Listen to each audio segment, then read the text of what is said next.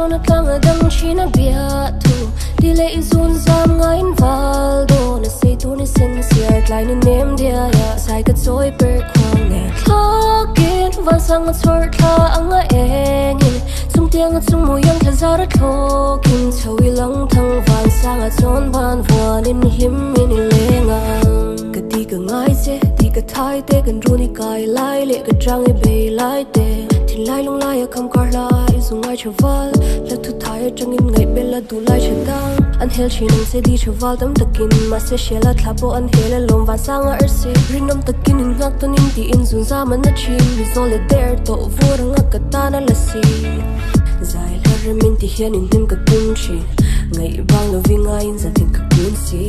kai na mol tin chope ka te ta fu ni out like what him bin ngai in chan le da tung si lenna kan chona tlang dang china Biahthu dilei Zunzam ngaiin valdo na sei tu ni sensiar tlai ni nem diaiah sai ka choi perhkhuang ne Thlawkin van sanga chhawrthla anga engin tianga chung iang thlazara Thlawkin chawi lang thangvan sanga chawnban vuanin Hlimin lenga we take a mark nang ne na run rimma hlim tin lora sinin trauma fatenu turatan ka thlang se mel ma te lo sang ma se thi na pon min chen ma se ma ngai na nung thin lunga eng chung chang ka tan zong turwa ma ka ot ngai lo wang ka lunga oi kum thang ka tan ka thlang to se enge mo i boya du tak chalenga i doi na lo wi me pu atoi pa ngai ang ring he chang ka sia zai re moi o kan rurin chunga atung mang dar khwang le dar bu kan ngai lo tu dang Hlimin leng ang pe ka se nga leng lo leng dang tu ma du lai chameng moi ka tan ni moi le moi kan runa